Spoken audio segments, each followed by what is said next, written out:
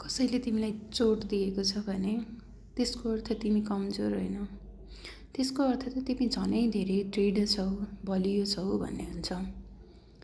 सबै चोटको बदला लिनु पर्दैन, सबै अन्यायको उत्तर शब्दले नै दिनु पर्दैन, किनकि जीवनमा एउटा नियम हुन्छ, कर्मको नियम।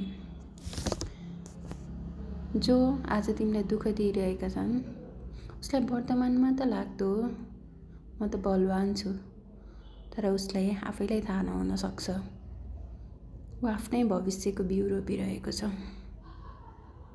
त्यसैले चुप लाग्नु कमजोरी होइन, माफ गर्नु हार होइन। माफ गर्नु भनेको उनीहरूलाई मनलाग्दी गर्न दिनु पनि होइन। माफ गर्नु भनेको त आफूलाई शान्ति दिनु हो। समयले सबै कुरा बताउँछ, समयले न्याय गर्छ, न चिच्याएर ठुलो स्वरले न त रिसाएर नै, तर ठ्याक्कै सही तरिकाले सही समयमा। तिमी आफ्नो बाटो हिँडिराख, आफ्नो मन सफा राख, आफ्नो आत्मालाई भारी नबनाऊ, किनकि जो अरूलाई दुःख दिन्छ ऊ कहिल्यै खुसी हुँदैन र जो माफ गर्छ ऊ सधैँ हलुका र शान्त रहन्छ।